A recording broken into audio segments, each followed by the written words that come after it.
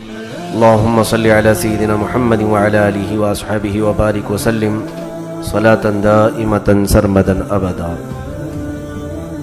عزیزان گرامی وقار، آج کی اس محفل میں خلیفہ دوم سیدنا عمر ابن خطاب رضی اللہ تعالیٰ عنہ، فاروق اعظم رضی اللہ تعالیٰ عنہ کی بارگاہ میں ہم خراج عقیدت پیش کریں گے۔ وہ عمر جس کے اعداء پہ شیدا سقر، وہ عمر جس کے اعداء پہ شیدا سقر، عز و شان عدالت پہ لاکھوں سلام، ترجمان نبی ہم زبان نبی، اس خدا دوست حضرت پہ لاکھوں سلام۔ عزیزان گرامی وقار، رسول پاک صلی اللہ تعالیٰ علیہ وسلم کے اصحاب میں حضور اکرم صلی اللہ تعالیٰ علیہ وسلم کی تبلیغ میں جو بہت زیادہ نمایاں کردار ادا کیے ہیں، ان میں حضرت عمر فاروق رضی اللہ تعالیٰ عنہ کا نام بھی سر فہرست آتا ہے۔ نبوت کا 7واں سال تھا جب حضرت عمر فاروق رضی اللہ تعالیٰ عنہ ایمان لائے تھے۔ شروع کے آپ کے حالات پردہ خفا میں ہیں، بچپن کے حالات کسی کتاب میں نقل نہیں ہو سکے، لیکن اتنا ضرور ہے کہ آپ قریش کے معزز خاندان سے تعلق رکھتے تھے۔ بنو عدی جو آپ کا قبیلہ تھا، یہ سفارت کے کاموں سے متعلق ان کو بہت ساری ذمہ داریاں دی گئی تھیں۔ جب کبھی عربوں میں آپس میں جنگ ہو جاتی یا آپس میں جھگڑے ہوتے تو فیصل کی حیثیت سے حضرت عمر فاروق کا خاندان وہاں پر ہوتا تھا۔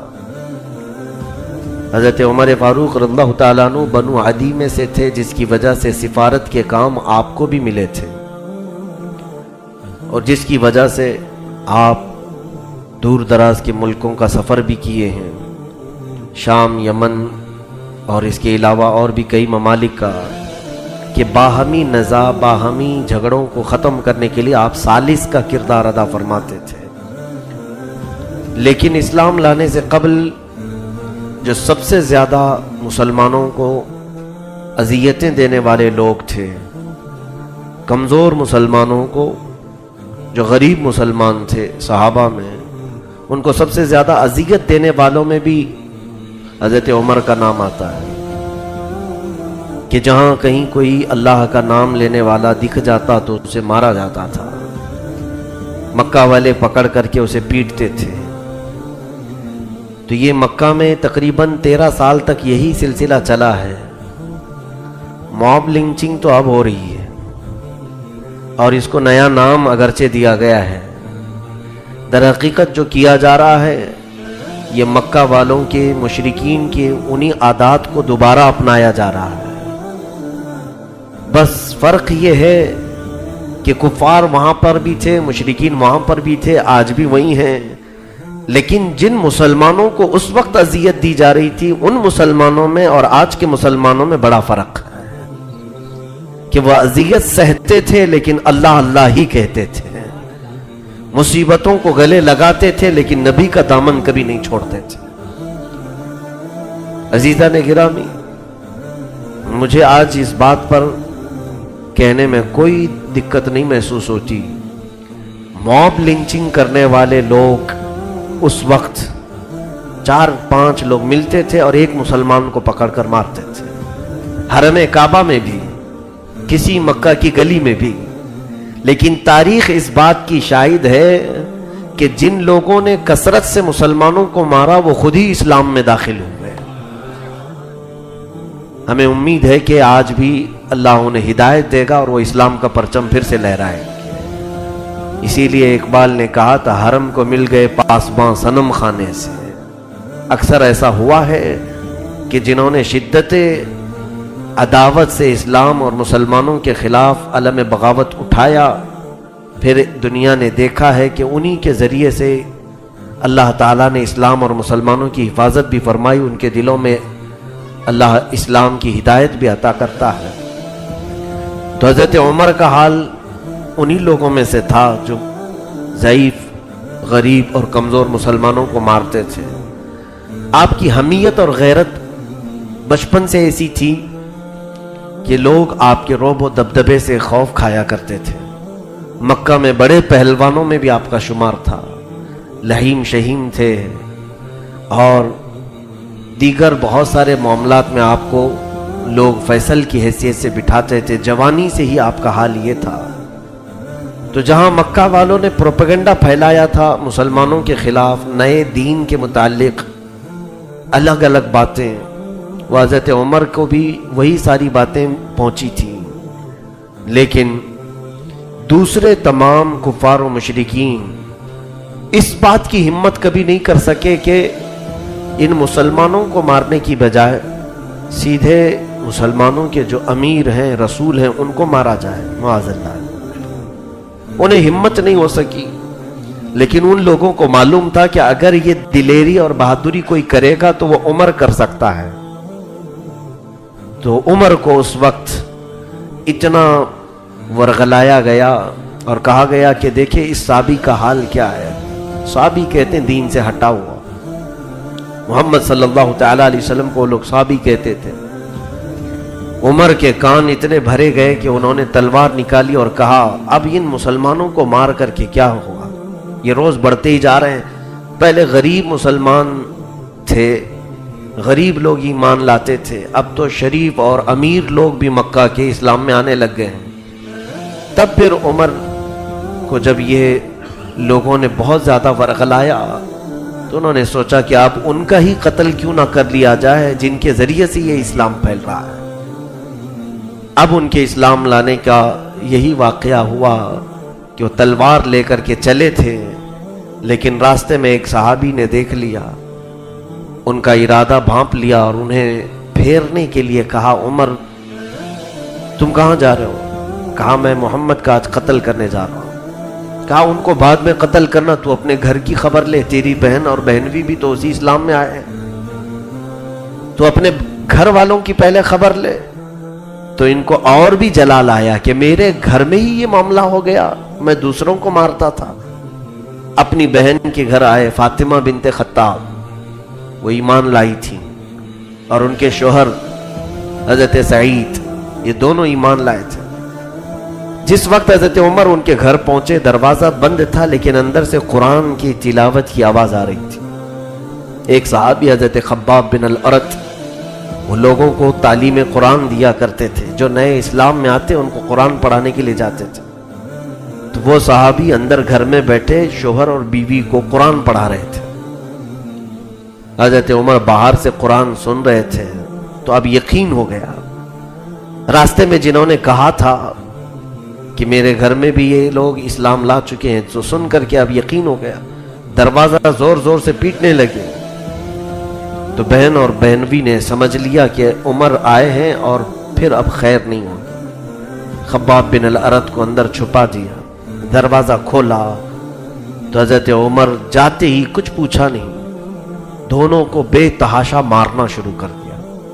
اپنے بہنوی کو بھی بہت مارا، اپنی بہن کو بھی مارا، اتنا کہ ان کی ناک پھٹ گئی، خون جاری ہو گیا. تھک گئے، اور ان کے اندر اپنے رشتہ داروں کی صلہ رحمی بھی بہت زیادہ تھی. وہ بہت زیادہ اپنے گھر والوں کا خیال بھی کرتے تھے. اپنی بہن کا یہ حال دیکھ کر ان سے رہا نہ گیا. پھر خود کو رحم آ گیا، اٹھایا ان کو اور بٹھایا. تھکنے کے بعد پھر پوچھتے ہیں چلو مجھے اب یقین تو ہو گیا کہ تم اسلام لا چکے ہو، محمد کے دین میں آ چکے ہو. میرے آنے سے قبل جو تم لوگ پڑھ رہے تھے وہ کیا تھا؟ ان کی بہن کہتی ہیں وہ اللہ کا کلام ہے، قرآن عظیم ہے، اس میں اللہ رب العزت نے غیب کی خبریں دی ہیں. حضرت عمر نے کہا مجھے بھی پڑھ کر کے سناؤ. وہ مجھے بھی پڑھ کر کے سناؤ اور مجھے وہ قرآن دو. ان کی بہن نے کہا کہ تم ایمان لائے ہوئے نہیں ہو، اور تمہارے ہاتھ میں یہ کلام کا نسخہ نہیں دوں گی، البتہ پڑھ کر کے ضرور سناؤں گی. ان کو پڑھ کر کے سنایا گیا. سورہ طٰہٰ کی شروع کی آیتیں تھیں. بس اللہ رب العزت جب کسی کے دل کو بدلنا ہو تو قرآن کی ایک آیت سے بدل دیتا ہے. جب یہ آیتیں تلاوت ہونے لگیں، حضرت خباب بن الارت اندر سے آ گئے. ان کی آواز میں غضب کی شیرینی تھی. قرآن انہوں نے پڑھ کر کے سنایا. کافی دیر تک حضرت عمر کہتے تھے کہ اور سناؤ اور سناؤ اور سناؤ. واللہ ان فی ھذا الکلام لحلاوہ، قسم خدا کی اس کلام میں ایک عجیب سی شیرنی ہے، ایک عجیب سی مٹھاس ہے. اس کے بعد دیکھا ان کی بہن نے فاطمہ بنت خطاب نے کہ عمر نے جب آنکھیں کھولی تو ان کی آنکھوں میں بہت آنسو تھے اور ان کے رخسار پر آنسو نکل کر کے بہہ رہے تھے. یہ وہ کلام معجز ہے جو سخت دل کو بھی نرم کر دیتا ہے. یہ اللہ کا وہ کلام ہے جس کی تاثیر ہے. حضرت عمر نے کہا کہ میں جاتا ہوں محمد صلی اللہ علیہ وسلم سے براہ راست یہ کلام کے متعلق پوچھوں گا اور ان سے میں سوال کروں گا کہ یہ دین آخر ہے کیا. فاطمہ بنت خطاب ان کی بہن نے کہا عمر اللہ تیرا بھلا کرے، تو جا ایک بار ان سے مل تو لے. اب تک حضرت عمر کا سامنا نہیں ہوا تھا، صرف مسلمانوں کو پکڑ کر کے مارتے تھے. حضور صلی اللہ علیہ وسلم سے سن بھی لیتے کہ دین ہے کیا. ادھر حضرت عمر نکلے، ادھر رسول کریم صلی اللہ علیہ وسلم صحابہ کے ساتھ بیٹھے ہوئے تھے. اس وقت زیادہ صحابہ نہیں تھے، 39 صحابہ 39 لوگ تھے. اتنوں کے بیچ میں اس میں سے بھی چند لوگ تھے. فرماتے ہیں رسول کریم صلی اللہ علیہ وسلم دعا کے لیے ہاتھ اٹھا رہے تھے، یوں فرما رہے تھے اللہم اعز الاسلام باحد العمرین. اے اللہ تو اسلام کو عزت دے دو عمر میں سے کسی ایک عمر کے ذریعے سے. ایک عمر بن ہشام اور ایک عمر بن خطاب. مکہ میں دو عمر بہت مشہور تھے. عمر بن ہشام لوگ نام سن کر کے شاید نہیں پہچانیں گے، لیکن اس کا جب لقب کہا جائے ابو جہل تو ہر کوئی پہچانتا ہے. ابو جہل کا اصل نام عمر بن ہشام تھا اور دوسرا عمر ابن خطاب. یہ دونوں عمر مشہور تھے مکہ میں. رسول کریم صلی اللہ تعالی علیہ وسلم دعا کے لیے ہاتھ اٹھائے ہوئے ہیں صحابہ کی مجلس میں کہ دو عمر میں سے کسی ایک عمر کے ذریعے سے اسلام کو تو عزت عطا فرما. صحابہ نے آمین کہا. تھوڑی دیر نہ گزری تھی کہ دروازے پر حضرت امیر حمزہ پہرا دے رہے تھے کہ کوئی آ کر کے حضور کو تکلیف نہ پہنچائے. حضرت امیر حمزہ کا بھی رعب و دبدبا تھا. حضرت عمر کو تلوار لے کر کے تیزی سے آتے ہوئے دیکھا تو صحابہ نے کہا کہ عمر آ رہے ہیں. اور یہ عمر کے جب آنے کے حالات دیکھے صحابہ نے کہا کہ یہ بے قابو ہو جاتا ہے، اس کو کون قابو میں کرے گا.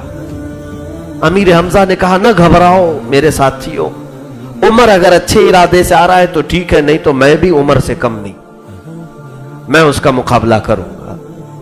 اسی اثنا میں حضرت عمر دروازے پر آئے تو امیر حمزہ نے ان کا راستہ روک لیا. پوچھا کہ کیوں آنا ہوا، کس لیے آئے ہو؟ حضرت عمر نے کہا یہ تلوار محمد صلی اللہ علیہ وسلم کے حوالے کرنے آیا.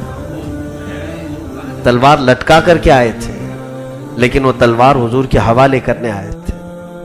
حضرت امیر حمزہ نے راستہ کشادہ کیا، حضور پاک صلی اللہ تعالی علیہ وسلم کی بارگاہ میں آئے، ایسے بیٹھے کہ سب سے زیادہ قریب ہو کر کے آپ کے گھٹنے حضور کے گھٹنوں کے قریب آ گئے. اللہ کے حبیب صلی اللہ تعالی علیہ وسلم سے انہوں نے 2-3 باتیں پوچھی.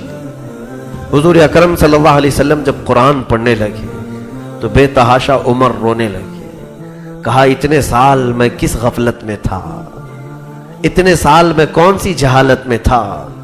اور اندازہ کرو میرے عزیزو، آج 14 صدیوں کے بعد کوئی اچھی آواز والا قاری قرآن پڑھتا ہے تو ہماری آنکھیں بھیگ جاتی ہیں، جبکہ ہم عجم ہیں، ہم عجمی لوگ ہیں، عربی سمجھتے نہیں ہیں.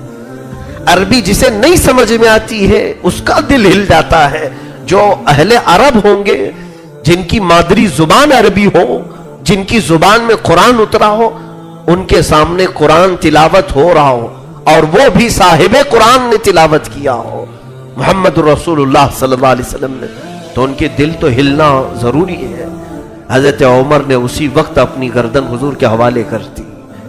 کہا اشہد ان لا الہ الا اللہ واشہد ان محمدن رسول اللہ صلی اللہ علیہ وسلم. صحابہ نے اس وقت ایک بہت بلند نعرہ لگایا، پورے مکہ والوں نے اس وقت اس نعرے کی گونج سنی حضرت عمر کے اسلام لانے کی خوشی میں، اور صحابہ نے مبارکبادی دی، اے عمر مبارک ہو تجھے، رسول اللہ کی دعا تمہارے حق میں قبول ہو گئی۔ حضور نے 2 عمر میں سے کسی ایک عمر کے ذریعے سے اللہ کی بارگاہ میں یہ التجا کی تھی کہ اسلام کو عزت بخشے، وہ رسول پاک کی دعا تیرے حق میں قبول ہو گئی۔ حضرت عمر فاروق رضی اللہ تعالیٰ عنہ ایمان لائے، جب زمانے جاہلیت میں تھے تب بھی ان کا رعب و دبدبا ویسی تھا، کسی سے خوف نہیں کھائے، کسی سے ڈرے نہیں، وہ علل اعلان مجلسوں میں شریک ہوتے تھے۔ ایمان لانے کے بعد بھی آپ کی وہی کیفیت تھی، وہی حالت تھی۔ رسول کریم صلی اللہ علیہ وسلم سے آپ نے یہی سوال کیا کہ ہم ایمان لائے ہیں، اسلام لائے ہیں، تو اب کفر و شرک کا مقابلہ بھی کریں گے۔ فرماتے ہیں حضرت عمر کہ میں نے زمانے جاہلیت میں جتنے مسلمانوں کو تکلیفیں دی تھی، میں چاہتا تھا کہ اب ایمان لانے کے بعد کفر و شرک کے خلاف ویسی کھڑے ہو کر کفارہ ادا کر لوں، پہلے جو کچھ ہو چکا اس کا کفارہ ادا کروں۔ اب حضور سے انہوں نے اصرار کیا، ہم حق پر ہیں؟ رسول کریم صلی اللہ علیہ وسلم نے فرمایا کیوں نہیں عمر، ہم حق پر ہیں۔ حضرت عمر نے کہا ہم حق پر ہیں تو ہم حق حاصل کر کے رہیں گے، اس لیے کہ حق ہی کی یہ شان ہے کہ وہ خانہ کعبہ کے سامنے جا کر علل اعلان نماز پڑھے ہیں۔ حضور پاک صلی اللہ تعالیٰ علیہ وسلم نے منع فرمایا، پھر تھوڑی دیر کے بعد آپ نے پھر وہی بات دہرائی۔ تیسری مرتبہ رسول کریم صلی اللہ علیہ وسلم نے اجازت دی سارے صحابہ کو کہ عمر یہ کہتے ہیں کہ آج ہم بیت اللہ میں جا کر کے نماز پڑھیں۔ اس وقت تک نماز گھروں میں ہوتی تھی، چھپ چھپ کر کے مسلمان پڑھتے تھے۔ حضرت عمر 40ویں نمبر پر ایمان لائے تھے، 40ویں نمبر پر، اور جب آپ کی اصرار پر رسول کریم صلی اللہ علیہ وسلم نے صحابہ کو حکم فرمایا کہ چلو، تو 2 صفیں لگیں۔ 2 صفوں میں ایک صف میں آگے امیر حمزہ چلتے تھے، دوسری صف میں حضرت عمر چلتے تھے، اور یہ دونوں صفوں میں مسلمان چل کر خانہ کعبہ کے پاس آئے۔ سب سے پہلے حرم کعبہ میں حضرت عمر داخل ہوئے۔ ان کے خاندان کا ایک شخص وہاں بیٹھا ہوا تھا، بنو عدی کا، اس کو بلایا اور کہا اے انسان سن لے، سب کو اعلان کر دے اور بتا دے خطاب کا بیٹا عمر اسلام لا چکا ہے، اسلام لا چکا ہے۔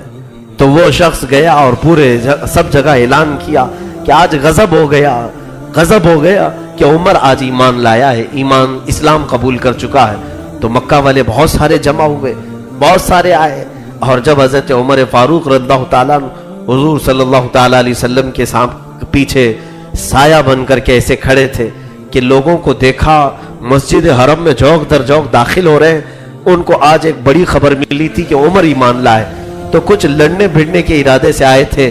تو حضرت عمر کہتے ہیں کہ اگر تم میں سے ہر خاندان کے 300 لوگ آئے، عمر ان کے لیے اکیلا کافی ہوگا۔ اور علل اعلان رسول کریم صلی اللہ علیہ وسلم کے ساتھ نماز ادا کیے، کسی کو بھی ہمت نہ ہو سکی کسی ایک مسلمان کو بھی ہاتھ لگا سکے۔ خدایا پھر سے ہمیں عمر کی آج ضرورت ہے۔ رسول کریم صلی اللہ تعالیٰ علیہ وسلم کے وہ عظیم جانثار صحابی جنہوں نے اسلام کی عزت میں اور اسلام کے وقار میں 4 چاند لگائے تھے، اسی دن رسول کریم صلی اللہ علیہ وسلم نے ان کو فاروق کا لقب عطا فرمایا۔ فاروق کہتے ہیں فرق پیدا کرنے والا۔ عمر کے اسلام لانے کے بعد کفر کیا ہے، اسلام کیا ہے، فرق پیدا ہو گیا۔ انہوں نے فاروق کا لقب حاصل کیا میرے آقا کی زبان پاک سے کہ یہ ان کی وجہ سے اسلام اور کفر میں فرق پیدا ہوا، کہ پھر لوگ اسلام کو اچھی طرح سے جاننے پہچاننے لگے۔ پھر زیادہ عرصہ نہیں، حضرت عمر فاروق رضی اللہ تعالیٰ عنہ اپنی طاقت کے مطابق ہر ممکن کوشش کرتے تھے کہ کوئی اذیت مسلمانوں کو دے نہ سکے۔ اتنے دن تقریباً حضرت عمر کے ایمان لانے کے بھی 5-6 سال تک مکہ مکرمہ میں حضور صلی اللہ تعالیٰ علیہ وسلم رہے، لیکن آپ کی موجودگی میں کفار کبھی حملہ نہیں کرتے تھے، آپ کی موجودگی میں مسلمانوں کو اذیت نہیں دیتے تھے۔ پھر اندازہ کیجئے سیدنا عمر فاروق رضی اللہ تعالیٰ عنہ کی ہجرت بھی اسی شان سے ہوئی ہے، اسی شان کی ہجرت تھی۔ اللہ کے حبیب صلی اللہ تعالیٰ علیہ وسلم کو جب ہجرت کا حکم ہوا، وہ رات کے وقت ہوا تھا، اور حضور پاک صلی اللہ علیہ وسلم اس رات کو ہجرت فرمائے جب کافر آپ کے گھر کا محاصرہ کر کے کھڑے تھے آپ کا قتل کرنے کے لیے. ہر خاندان کا ایک آدمی باہر کھڑا تھا.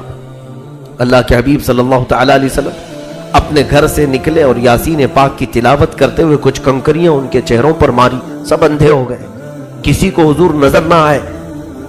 یہ ہجرت تو رسول کریم صلی اللہ تعالی علیہ وسلم کی تھی.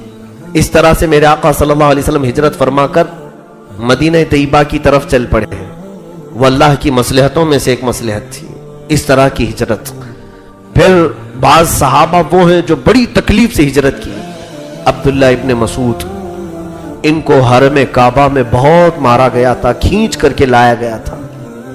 حضرت مصعب بن عمیر, حضرت صہیب, ان لوگوں کو ان کے گھر والوں نے تک تکلیفیں دی تھی. یہاں تک کہ یہ لوگ راستے میں پہنچے تو گنڈوں کو بھیج کر کے ان کو مارا گیا تھا, ان کے جسم کو, ان کی ہڈیوں کو توڑا گیا تھا. لیکن حضرت عمر فاروق جس وقت مکہ سے نکل کر کے مدینے جانے والے تھے, حضور پاک صلی اللہ تعالی علیہ وسلم کے ہجرت کرنے سے چند دن پہلے ہی بعض روایت میں یہ کہ حضور کی ہجرت کے دوسرے دن بعد ہی حضرت عمر آئے, 30 صحابہ کو بھی ساتھ میں لے لیا جو غریب صحابہ تھے, اور سیدھے حرم کعبہ میں آئے, خانہ کعبہ کا طواف کیا. پھر سارے لوگوں کو اعلان کیا. ایک شخص وہاں پر بیٹھا تھا بنو عدی کا, اس سے کہا کہ اے مکہ کے قریش خاندان سے تعلق رکھنے والے, جا پھر قریش کو اعلان کر دے کہ آج عمر بن خطاب مکہ چھوڑ کر مدینے جا رہا ہے. رسول پاک صلی اللہ تعالی علیہ وسلم کے شہر ہجرت کر رہا ہوں, جاؤ سب کو اعلان کرو. پھر اعلان ہوا, لوگ دیکھتے رہے. آپ طواف کعبہ اسی شان سے کرتے رہے. دوسرے لوگوں نے تو اپنی جائیدادیں وہاں چھوڑ دی تھی مکہ میں. حضرت عمر نے کہا میں ایک ایک پائی یہاں سے لے کر کے جاؤں گا, میرا جو حق ہے اس پر کوئی قبضہ نہیں جما سکتا. آپ کی شان تھی یہ. قرآن نے ان کو کہا ہے اشداء علی الکفار, قرآن میں ان کی صفت آئی ہے کہ یہ کافروں پر بہت ہی شدید ہے, بہت سخت ہے, اور کوئی آپ کو ٹچ بھی نہ کر سکا. اسی شان سے آپ ہجرت کرتے ہوئے مدینے آئے. اب روایات میں ہے رسول پاک صلی اللہ تعالی علیہ وسلم سے پہلے وہ مدینہ پہنچے. حضور پاک صلی اللہ علیہ وسلم کا جب استقبال کرنے کے لیے مدینے والے کھڑے تھے تو حضرت عمر بھی استقبال والوں میں شامل تھے. 30 لوگوں کے ساتھ ہجرت کر کے حضرت عمر آئے. یہ شان عمر ابن خطاب رضی اللہ تعالیٰ عنہ کی جو تھی وہ ایمان کے اعلیٰ مقام کی وجہ سے ہے. خود رسول کریم صلی اللہ تعالیٰ علیہ وسلم ایک حدیث میں ارشاد فرماتے ہیں, بخاری شریف کی حدیث ہے, اللہ کے حبیب صلی اللہ علیہ وسلم فرماتے ہیں مجھے خواب میں کچھ لوگ پیش کیے گئے. میں نے کچھ لوگوں کو دیکھا, سب کے جسموں پر جبے تھے, کسی کا جبہ کمر تک, کسی کا جبہ سینے تک لٹکا ہوا ہے, یعنی کسی کا چھوٹا ہے کسی کا آدھا ہے. اسی اسنا میں میرے سامنے عمر بن خطاب کو لایا گیا, ان کا جبہ زمین پر گھسٹ رہا تھا, یعنی اتنا لمبا تھا کہ جھول رہا تھا. تو صحابہ نے پوچھا یا رسول اللہ صلی اللہ علیہ وسلم اس خواب کی کیا تعبیر ہے؟ اللہ کے حبیب صلی اللہ علیہ وسلم نے فرمایا اس جبے سے مراد ایمان ہے, جس کے اندر جتنا ایمان تھا وہ مجھے دکھایا گیا. عمر کا ایمان اتنا زیادہ ہے. عمر فاروق رضی اللہ تعالیٰ عنہ کے اس عظیم ایمان کی بشارت تو خود رسول پاک نے عطا فرمائی. جب کسی کے دل میں ایمان زیادہ آ جائے تو خوف اتنا ہی نکل جاتا ہے. یہ جو خوف کا ماحول ہمارے دلوں میں آتا ہے ایمان کا نقص ہے, ایمان کی کمی ہے جو خوف لاتی ہے. اسی لیے اللہ تعالیٰ نے قرآن میں جو فرمایا الا ان اولیاء اللہ لا خوف علیہم, بے شک اللہ کے ولیوں کو کوئی خوف نہیں ہوتا. خوف دنیا کا, طاقت کا, دنیا کے رعب و دبدبے کا, یہاں کی باقی چیزوں کا خوف نکل جاتا ہے. اس لیے کہ عبداللہ ابن مسعود رضی اللہ تعالیٰ عنہ سے مروی ہے, فرماتے ہیں 2 خوف کسی کے دل میں جمع نہیں ہو سکتے, ایک دنیا کا خوف اور ایک اللہ کا خوف. اگر اللہ کا خوف بس گیا ہے تو دنیا کا خوف نکلے گا, اور اگر صرف دنیا کا خوف آیا ہے تو اللہ کا خوف اس سے نکل جائے گا. اللہ کے خوف سے وہ عاری ہے. اسی لیے دنیا میں مست رہنے والا کبھی اللہ سے ڈرتا نہیں اور ہر کام کر جاتا ہے, ہر برائی کر جاتا ہے.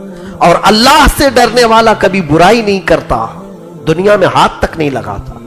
دو خوف ایک دل میں نہیں آتے. حضرت عمر فاروق رضی اللہ تعالیٰ عنہ کے دل میں خوف خدا بس گیا تھا, اور ایسا رچ بس گیا تھا کہ پھر ان کو کسی بھی رعب و دبدبے سے خوف نہیں آتا تھا. حضرت عمر فاروق رضی اللہ تعالیٰ عنہ کے بہت سارے اولیات ہیں, بہت ساری فضیلتیں ہیں.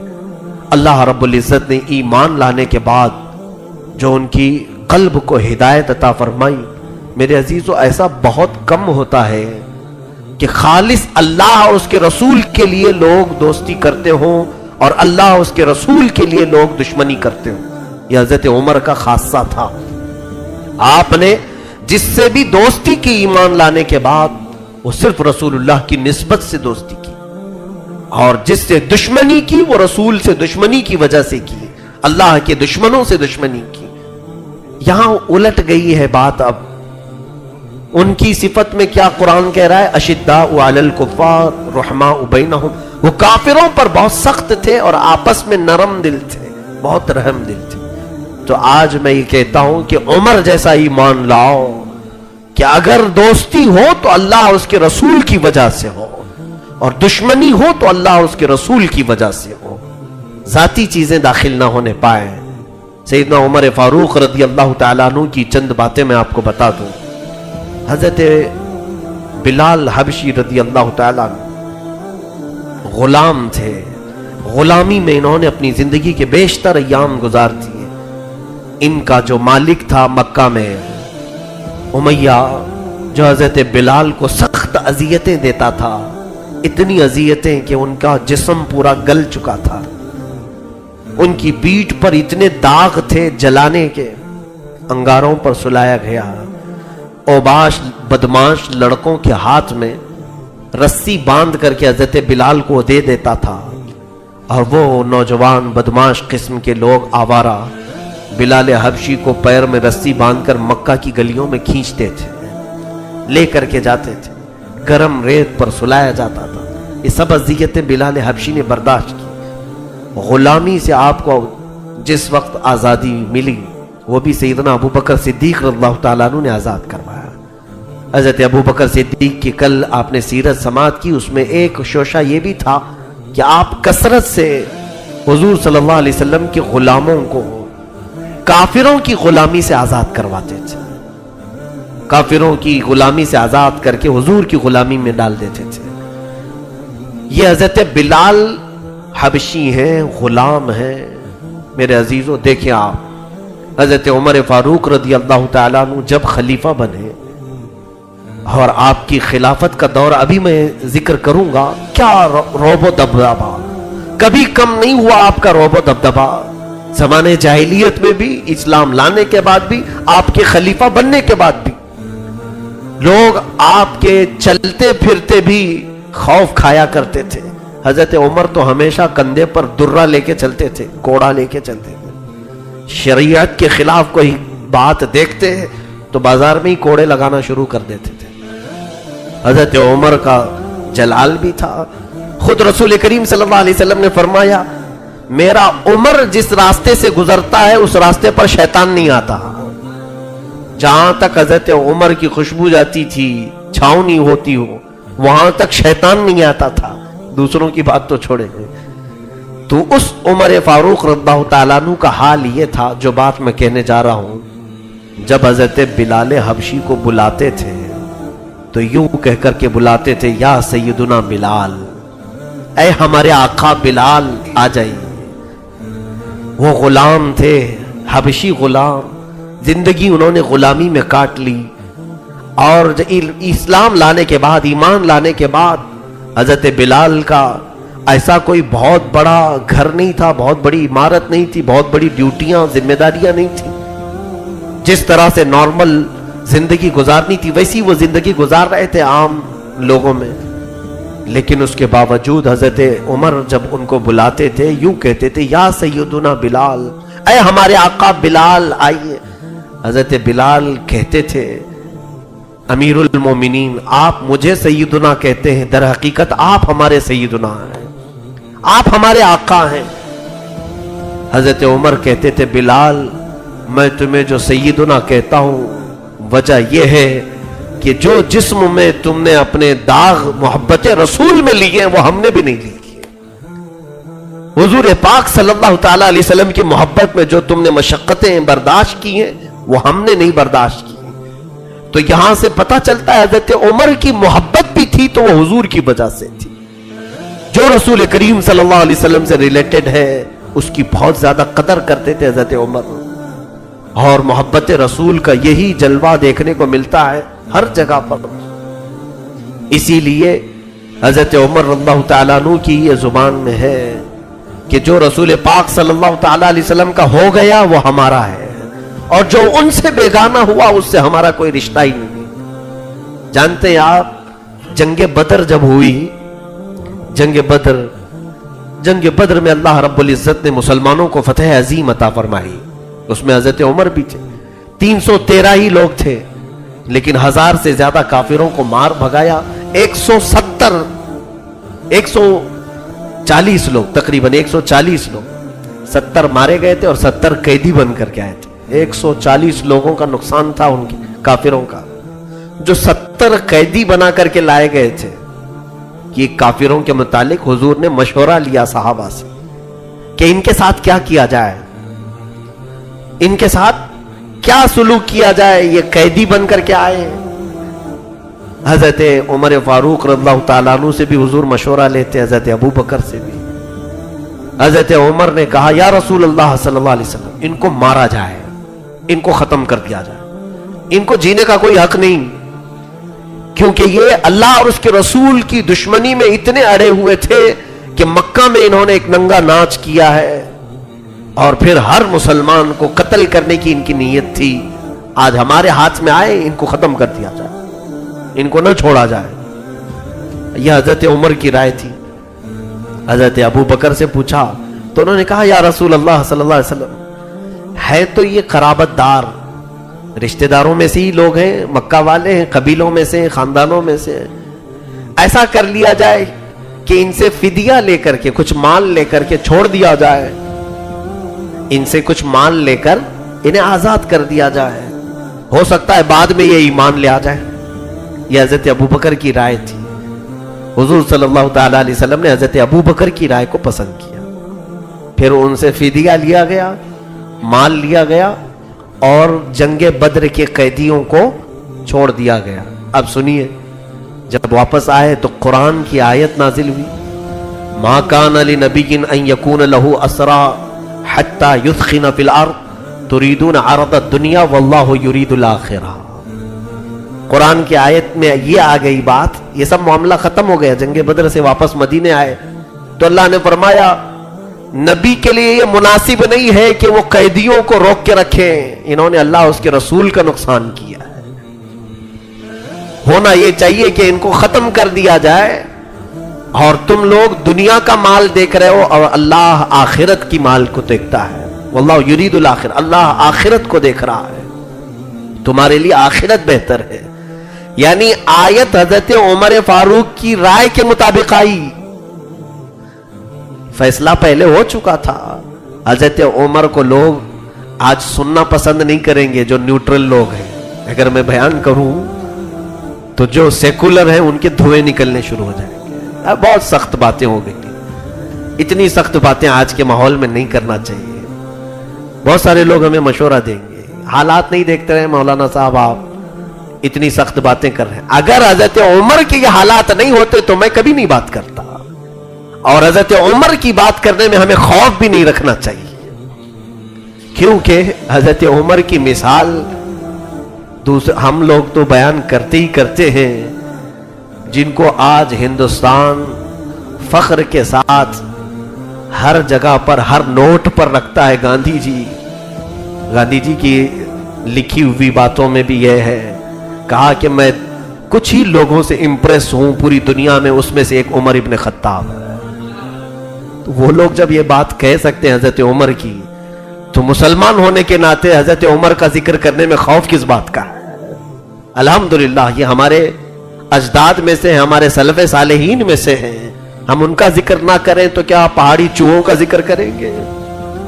سیدنا عمر فاروق رضی اللہ تعالیٰ عنہ، آپ کی رائے اکثر قرآن کے مطابق آئی ہے، اور قرآن کی آیتیں آپ کی رائے کے مطابق نازل ہوئی. یہ ایک موقع نہیں ہے، کئی موقع ایسے ہیں. اس کے علاوہ آپ دیکھیں حضرت عمر فاروق رضی اللہ تعالیٰ عنہ کی یہ جو سختی تھی دشمنان رسول کے لیے تھی، دشمنان اسلام کے لیے تھی. جنگ بنی مستلق میں، غزوہ بنی مستلق ایک غزوہ ہے جس میں حضور پاک صلی اللہ علیہ وسلم تشریف لے کر گئے تھے. غزوے سے واپس آنے کے وقت ایک انصاری صحابی اور ایک مہاجر صحابی دونوں کے درمیان پانی کے مسئلے کو لے کر کچھ تکرار ہو گئی. پانی کا کچھ مسئلہ تھا، آپس میں تکرار ہوئی. یہ تکرار بڑھتے بڑھتے کیا ہو گئی کہ مہاجرین اور انصار بہت سارے صحابہ کو بیچ میں آنا پڑا. اس وقت اس جہاد میں ایک شخص تھا عبداللہ بن ابی، منافق تھا یہ، لیکن ظاہر مسلمان. منافق کسے کہتے معلوم ہے نا؟ یعنی اندر سے اس کے اسلام کی دشمنی بھری ہوئی ہے، لیکن وہ سامنے سے نام مسلمان رکھتا ہے، نماز پڑھتا ہے، ٹوپی رکھتا ہے، سب کچھ مسلمانوں کی طرح جیتا ہے، لیکن اندر اس کے دشمنی ہے. ایسے آج بھی بہت سارے ہوں گے. ان کو پہچاننے کے لیے ظاہر سی بات ہے غیب کی نگاہیں بھی چاہیے. اسی لیے اس زمانے میں ہم منافق کسی کو نہیں کہہ پاتے. رسول کریم صلی اللہ علیہ وسلم چونکہ نگاہ غیب بھی رکھتے تھے، وہ غیب داں رسول تھے، لیکن کچھ مصلحتیں تھی حضور صلی اللہ تعالیٰ علیہ وسلم بیان نہیں فرمایا.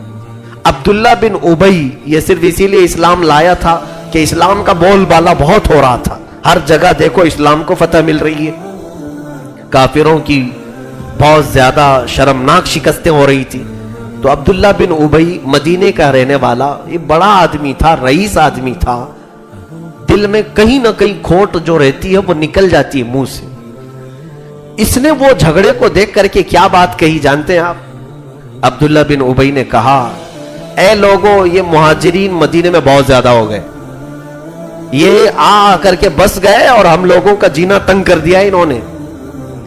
یہ کمتر لوگ تھے، یہ ذلیل لوگ تھے، اور آ کر کے مدینے میں بس گئے. اس نے ایسے سخت جملے مہاجرین کے لیے استعمال کیا.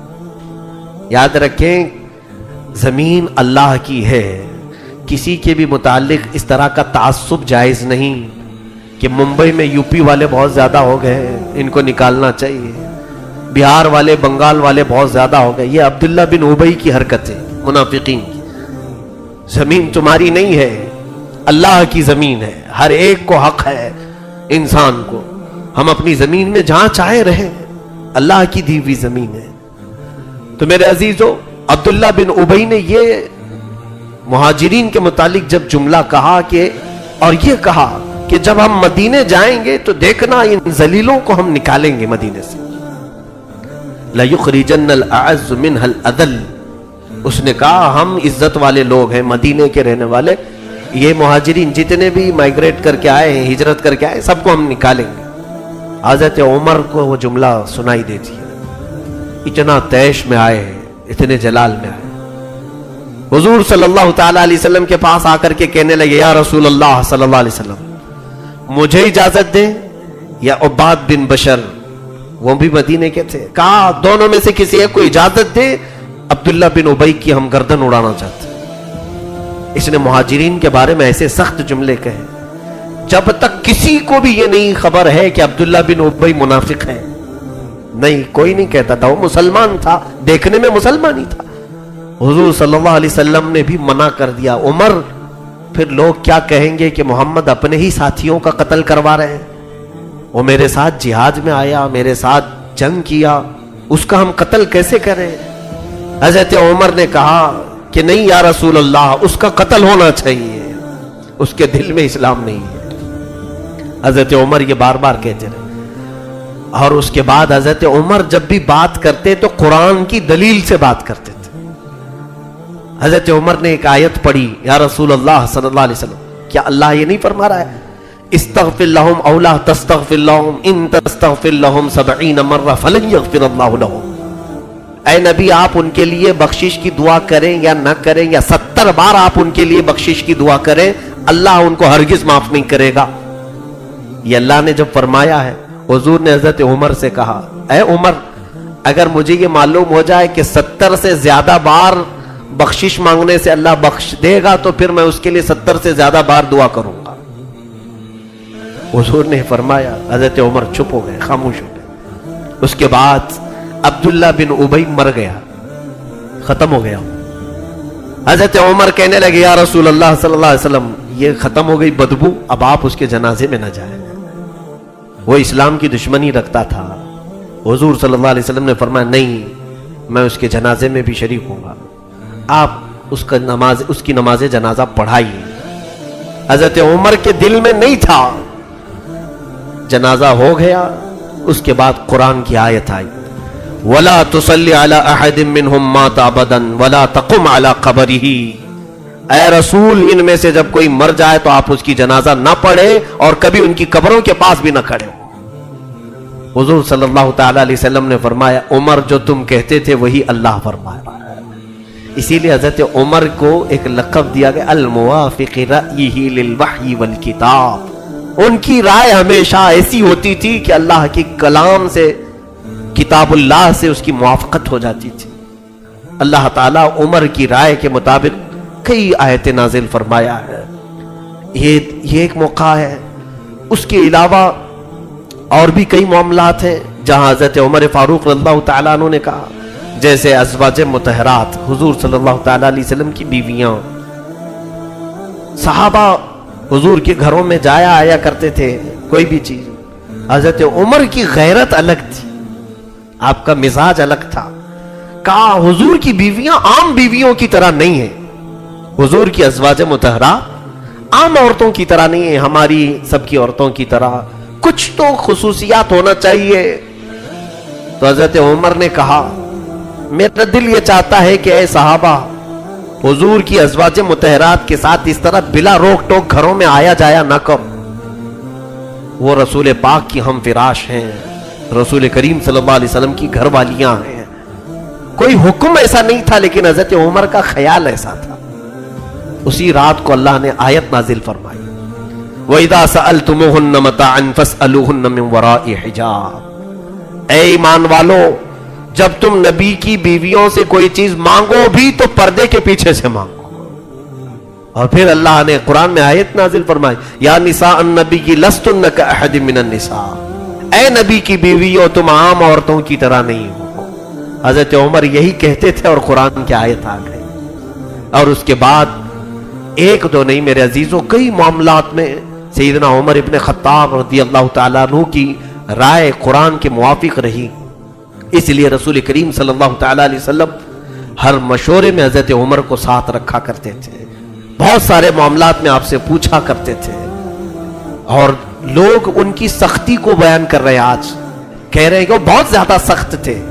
میں کہتا ہوں اتنے ہی سخت اگر تم ہو جاؤ تو دنیا سب نرم ہو جائے گی، ساری چیزوں کی نرمی خود بخود آ جائے گی اللہ کے لیے اور رسول اللہ کے لیے۔ یہ معیار ہونا چاہیے۔ اب میں آپ کو ایک اور ایسی بات بتاتا ہوں جو ہم سب سے جلدی نہیں ہو پائے گا، ہم سب سے ایسا نہیں ہو پاتا ہے، لمبی حدیث ہے، اس کو میں نے تفسیر میں کئی مرتبہ عرض کیا ہے، آج حضرت عمر فاروق کی مجلس ہے اس لیے عرض کر رہا ہوں۔ جنگ بدر میں کئی کافر مارے گئے تھے، اس میں صفوان بن امیہ، صفوان نام کا ایک شخص مکہ کا، اس کا باپ قتل ہوا تھا، امیہ مارا گیا تھا، اور وہ مکہ کا بڑا آدمی تھا، پیسے والا تھا، وہ بہت زیادہ دشمنی میں گھوم رہا تھا۔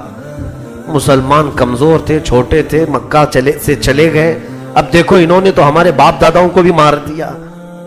اسی اسنا میں مکہ میں ایک اور شخص تھا، عمیر بن وہب، جس کو شیطان قریش کہتے تھے لوگ، قریش کا شیطان۔ جنگ بدر کی آگ بھڑکانے میں عمیر بن وہب کا بہت زیادہ ہاتھ تھا۔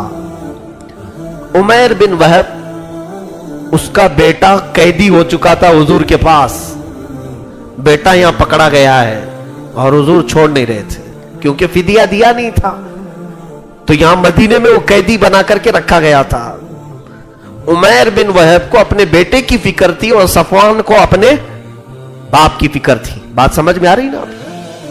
अब जब दोनों दुश्मनों का एक ही काज हो, एक ही मकसद हो, तो जल्दी दोस्ती भी हो जाती है। सफवान ने देखा कि उमैर अपने बेटे की तलाश में है कि किसी भी तरह से मदीने से ये छूट करके आ जाए और मुझे मेरे बाप का बदला लेना है। उमैर पैसों से कम आदमी था, तो इसने सोचा कि क्यों ना इसी को मैं तैयार करके मोहम्मद के कत्ल के लिए भेज दूं। तो सफवान आया, उमैर को कहा कि उमैर तेरे ऊपर कितने लोगों का कर्जा है? कहा फलां का फलां का फलां का कर्जा है। कहा खर्चा कैसे चल रहा है? कहा बड़ी तंगदस्ती है, बेटा भी मोहम्मद ने कैद करके रखा है। तो सफवान ने गले में हाथ डाला और ले जाकर के हतीम काबा के अंदर, काबा की जो साइड की जो दीवार है उसको हतीम कहते हैं, अंदर बैठ करके पर्सनल मीटिंग की। सफवान ने ये कहा देख तेरे सारे कर्जे मैं अदा कर दूंगा, मक्का में जिसके जिसके तूने कर्ज लिए सब दे दूंगा, एक शर्त है। कहा क्या? मैं एक तलवार देता हूं, ये तलवार को जहर में बुझाकर तू मोहम्मद का कत्ल करके आ जा, तेरे सारे कर्जे मैं चुका दूंगा और फिर तुझे जितना पैसा चाहिए वो भी दे दूंगा। क्यों? इसलिए कि मेरे बाप को मोहम्मद के साथियों ने बदर में कत्ल किया है।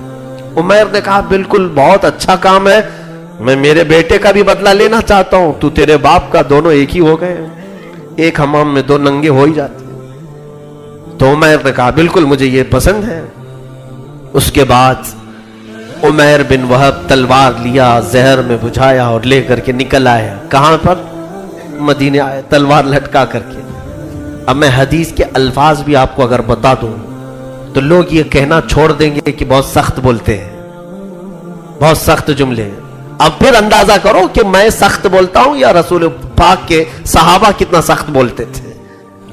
हम वही बोली बोलेंगे जो रसूल पाक के सहाबा बोलते थे, वो दुनिया की सबसे अच्छी बोली होगी। सुनिए, जब उमैर बिन वहब आया मदीने में तलवार लटका करके, रसूल पाक सल्लल्लाहु अलैहि वसल्लम मस्जिद नबवी में थे, लेकिन इत्तेफाक ऐसा कि दरवाजे के बाहर हजरत उमर इब्न खत्ताब चंद सहाबा के साथ खड़े थे, बाहर खड़े थे। तो जैसी हजरत उमर की नजर उमैर बिन वहब पर पड़ी, तलवार लटकाई, अकेला आ रहा है, हजरत उमर जलाल में आ गए, क्योंकि जानते हैं पूरी जंगे बदर भड़काने वाला यही था।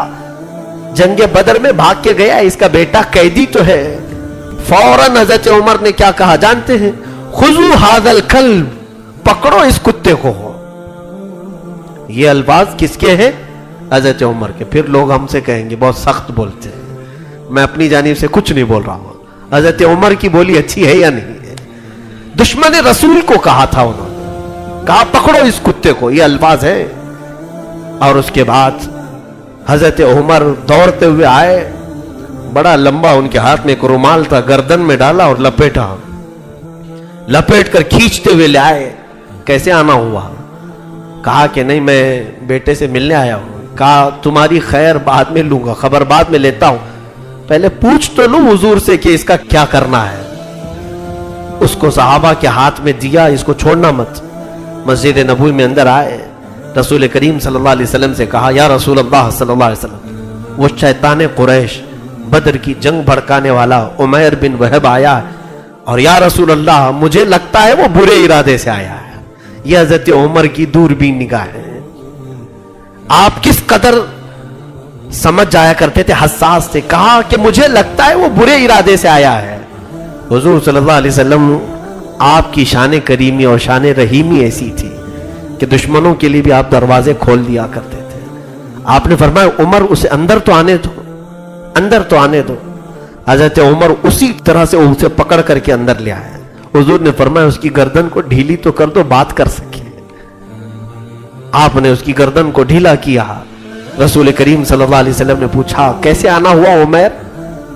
उमैर बिन वहब ने कहा कि बस मेरे बेटे की खबर लेने आया हूं जो आपके पास कैदी है, खैर खैरियत पूछने आया था और कुछ भी नहीं। हुजूर ने फरमाया सच बोलो किस लिए आया? उमैर ने कहा बस इसी के लिए तो आया हूं, मेरा बेटा आपके पास कैदी है, बातचीत कर लूं। कहा अगर बेटे से बात करने के लिए आया तो तलवार क्यों लेके आया? तो उसने तलवार फेंक दिया नीचे दिखाने के लिए। कहा इस तलवार का क्या, जंगे बदर में तो देखा आपने हमारी तलवारें कुछ काम नहीं आ सकी, आप ही की तलवार काम आई थी। یہ لچھے دار باتیں ہوتی ہیں. تو حضور پاک صلی اللہ علیہ وسلم کو وہ اس طرح سے باتیں بنانے کی کوشش کر رہا تھا تلوار پھینک کر. حضور نے کہا, زور سے کہا, عمیر وہ بات کیوں نہیں کہتے جو صفوان کے ساتھ حتیم کعبہ میں کر کے آئے ہو؟ حتیم کعبہ میں بیٹھ کر کے جو تم نے صفوان کے ساتھ کہا وہ بات کہو. اللہ اکبر. عمیر بن وہب پورے جسم میں راشا طاری ہو گیا, کیونکہ یہ پرسنل بات تھی, راز کی بات تھی صفوان کے ساتھ جو کر کے آیا تھا, کسی کو خبر نہیں تھی. پھر کہا عمیر بن وہب نے, میں سنتا تھا کہ آپ غیب کی خبریں جانتے ہیں, آج میری خبر آپ نے خود دے دی, اب زیادہ دیر کس بات کی, میں بھی دائرہ اسلام میں داخل ہوتا ہوں. انہوں نے کلمہ پڑھا, اسلام لا ہے. دیکھیں یہ سچویشن میں بتانا چاہتا ہوں. عمیر بن وہب حضور صلی اللہ علیہ وسلم کی بارگاہ میں کلمہ شہادت پڑھ کر ایمان لائے. باہر مسجد نبوی کیا ہے, حضرت عمر اب وہ گمچھا نہیں, اپنا ہاتھ ان کے گلے میں ڈال کر آئے, گلے میں ہاتھ ڈال کر باہر لائے, اور دیگر ساتھیوں سے کہتے ہیں, واللہ انی لخنزیر احب الیہ, قسم خدا کی پہلے مجھے خنزیر اس سے اچھا لگتا تھا. خنزیر برا جانور, یہ بھی لفظ ہے حضرت عمر کے. خنزیر مجھے اس سے اچھا لگتا تھا کیونکہ یہ دشمن رسول تھا, لیکن اے لوگوں سنو, واللہ الان احب الی من بعض ولدی, اب مجھے یہ میرے اپنے بیٹوں سے زیادہ محبوب لگتا ہے, کیونکہ اس نے اپنے زبان سے کلمہ توحید جو پڑھا. عزیزان گرامی, یہ سچویشن بہت ہی اہم ہوتی ہے کہ کسی سے دشمنی اس لیے کی جائے کہ وہ رسول کا دشمن ہو, اور کسی سے محبت اس لیے کی جائے کہ وہ اللہ کے نبی کا دوست ہے. یہ حضرت عمر کا خاصہ ہے. ایسا سب کے اندر آئے گا نہیں, یہ بولنا بہت آسان ہے. یہاں تو حال ایسا ہے, برائیاں چھوڑنے والے کو بھی پتہ نہیں کتنی بار ہم اوپر سے نیچے دیکھتے رہتے, کیوں آیا یہ مسجد میں, ارے یہ چرسی تھا, یہ نشے والا تھا, جواری تھا, یہ کیسے آ گیا مسجد میں. اتنا اس کو گھور گھور کر کے دیکھیں کہ وہ پھر سے بھاگ جائے, نہیں آنا چاہتا. عزیزان گرامی, یہ فکر بدل ڈالو, نفرت انسان سے نہیں اس کی برائیوں سے کرو, اور جس وقت وہ برائیاں چلی جائیں وہ تمہارا اپنا بھائی ہے, اسے قریب لانے کی کوشش کرو, اسے محبتیں دو, اسے پیار دو. رسول کریم صلی اللہ تعالی علیہ وسلم کے پاس جتنے صحابہ آئے, انہوں نے جب برائیاں چھوڑی, حضور نے ان کے بچپن کی اور پرانی برائیاں یاد دلانے کے لیے بھی منع فرمایا. فرمایا کوئی اپنے زمانے جاہلیت کی خرابیوں کا ذکر تک نہ کرے کہ فلاں یہ کرتے تھے, فلاں یہ کرتے تھے. عزیزان گرامی, آج بھی ہم صحابہ کی سیرت میں یہ نہیں بیان کرتے تھے کہ کون کس نے عورتوں کو کیا کیا کیا, شراب کس نے کیا کیا بیچی اور کتنا پیا. مطلق برائیوں کا ذکر تو کرتے ہیں, لیکن صحابہ کی زندگی میں یہ چیزیں ہم ذکر بھی نہیں کرتے. کیوں؟ اسلام جب آ جاتا ہے, توبہ جب ہو جاتی ہے تو ما قبل کو سب ختم کر دیتی ہے. یہ حضرت عمر کی زندگی سے سیکھو. آج یہاں فکر بدلنے کی ضرورت ہے. بعض لوگوں کی سختیوں کی وجہ سے لوگ اندر نہیں آتے, بعض لوگوں کی سختیوں کی وجہ سے دائرہ اسلام میں لوگ نہیں آتے. یا فکر تبدیل کرو محبتوں کے ساتھ. ہاں دشمنی ہو تو ان برائیوں سے دشمنی. لوگ مجھے بھی یہ تانا دیتے ہیں کہ ان کے پاس بہت سارے چرسی لوگ ہوتے ہیں, مفتی صاحب کے پاس, اور بہت سارے جواری لوگ ہی گھومتے رہتے ہیں ان کے ساتھ. میں نے کسی صاحب سے کہا بھی تھا کہ ہاں ڈاکٹر ہمیشہ مریضوں کے ساتھ ہی ہوتا ہے, اور مریض ڈاکٹر کے پاس نہ جائیں تو اچھے لوگ کاہے کے لیے آئیں گے. میرے عزیزوں, ہمارا مقصد صرف یہ ہے کہ ہو سکتا ہے وہ چند ساعتیں, چند لمحے ہمارے ساتھ بیٹھے تو اللہ ان کے دل میں بھی اصلاح کی توفیق عطا کر دے, ہدایت مل جائے. باقی اگر ہم کو آپ یہ دیکھ رہے ہیں کہ میں بھی ان کی طرح بن گیا تو آپ ضرور ڈانٹیں کہ چرسیوں کے ساتھ یہ بھی چرسی ہو گیا, تو پھر آپ روکیں ضرور, آپ منع ضرور کریں کہ ان کے اخلاق تمہارے اندر آ رہے ہیں. اگر نہیں آ رہے میرے اندر اور میں کوشش کر رہا ہوں تو یہ سنت مصطفیٰ ہے, صحابہ کی سنت کریمہ ہے. عزیزان گرامی, حضرت عمر فاروق رضی اللہ تعالیٰ عنہ نے ایک معیار عطا کیا ہے, الحب فی اللہ والبغض فی اللہ. اللہ کے لیے محبت, اللہ کے لیے دشمنی. آج کبھی آپ نے یہاں پر محسوس کیا اس منبر سے کہ کسی کو ٹارگٹ کر کے ہم بیان کر رہے ہوں, کسی کا نام لے کر کے بیان کر رہے ہوں کہ محلے میں فلاں بن فلاں فلاں کا بیٹا ایسا کرتا ہے. کبھی ہم کو یہ ضرورت نہیں ہوئی. ہم نے برائیوں کا ذکر کیا ہے, ہم نے بے حیائیوں کا ذکر کیا. ہم دشمن انہی برائیوں کے ہیں. بلکہ بعض صحابہ فرماتے ہیں جو برائیوں میں مبتلا ہو گئے ان سے اور زیادہ تم ہمدردی کا احساس کرو کہ وہ دوزخ میں جانے والے لوگ. کیا تم اپنے بھائی کو دوزخ میں گرتا ہوا دیکھنا پسند کرو گے؟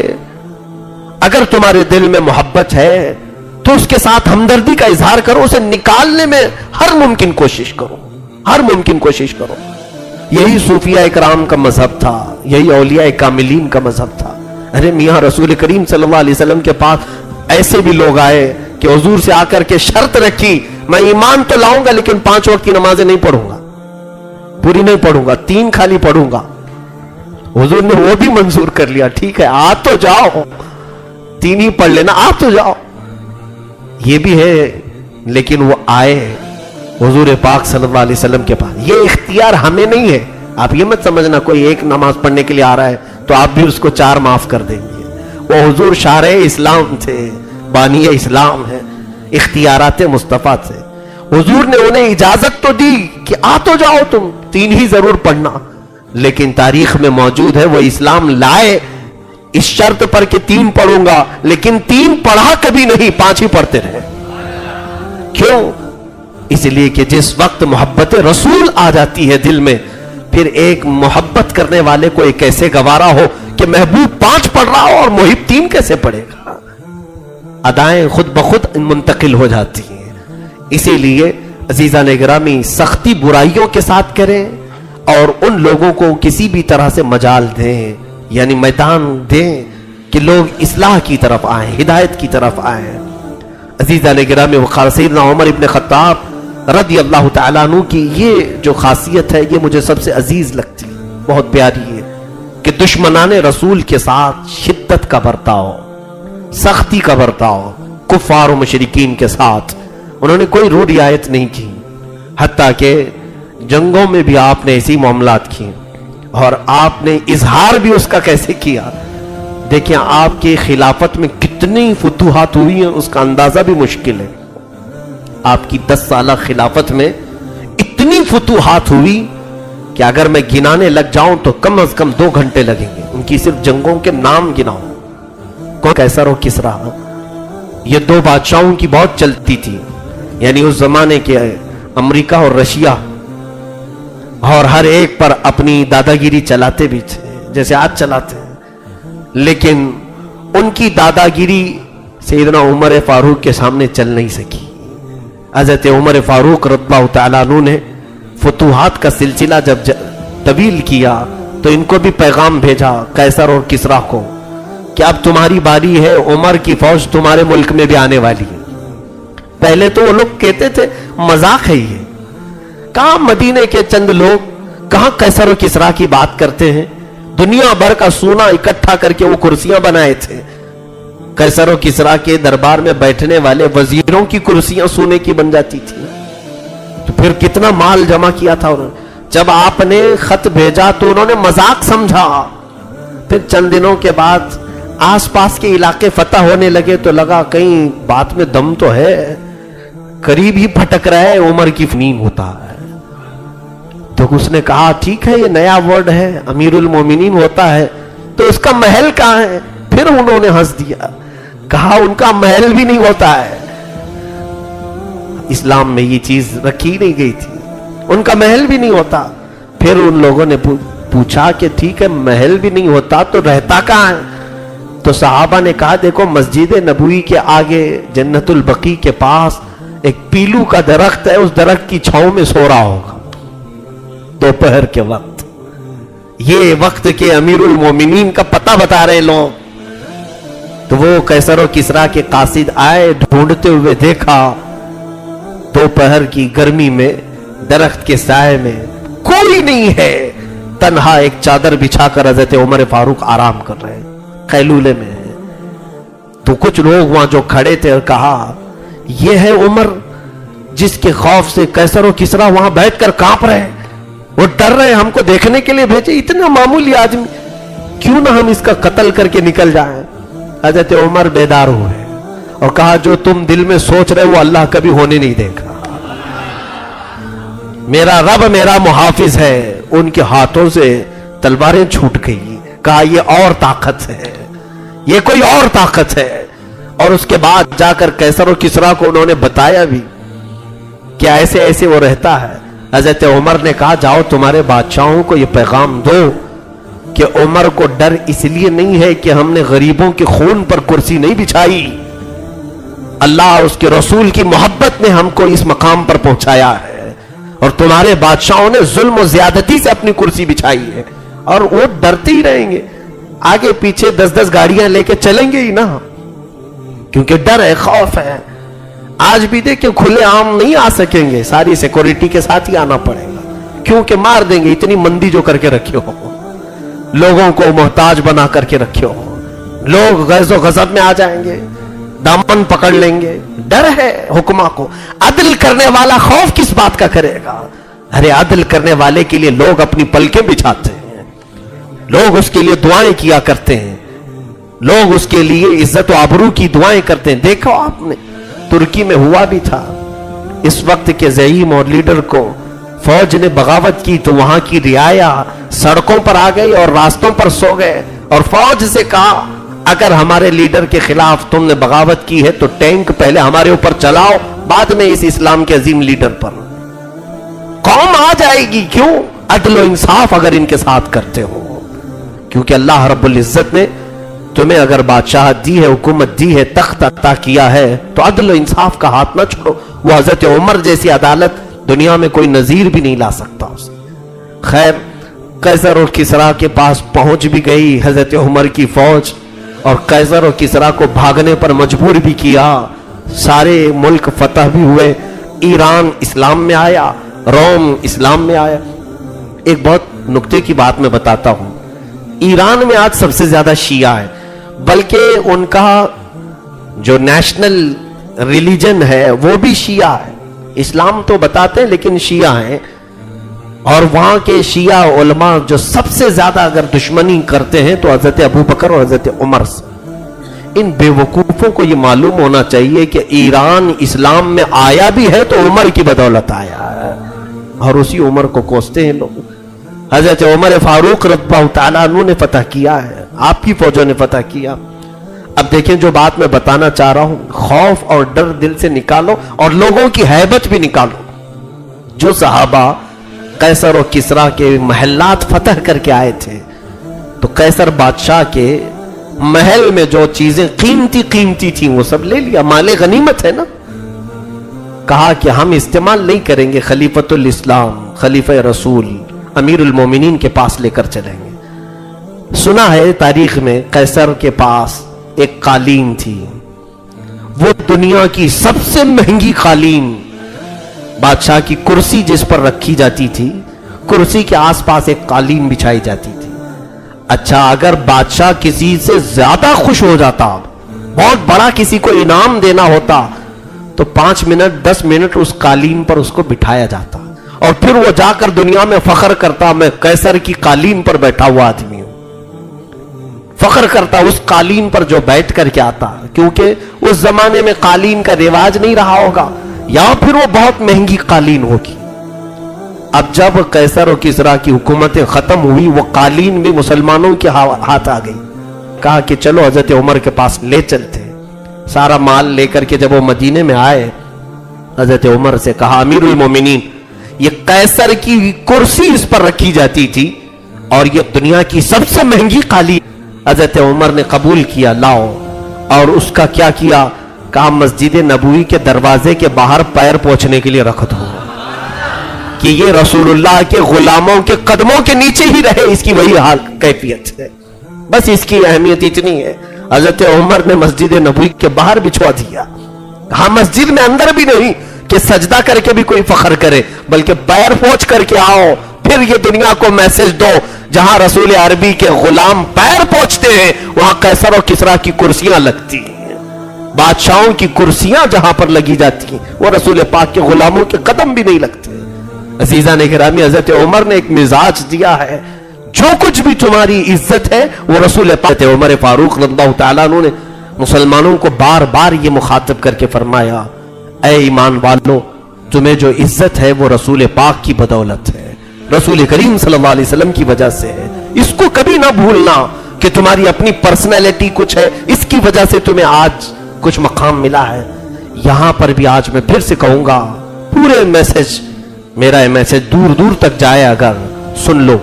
लोग अब सहाबा बिक गए बाजार मुस्तफा में, फिर उनकी बोली लगाने वाला कोई नहीं था, उनको खरीदने वाला कोई नहीं था।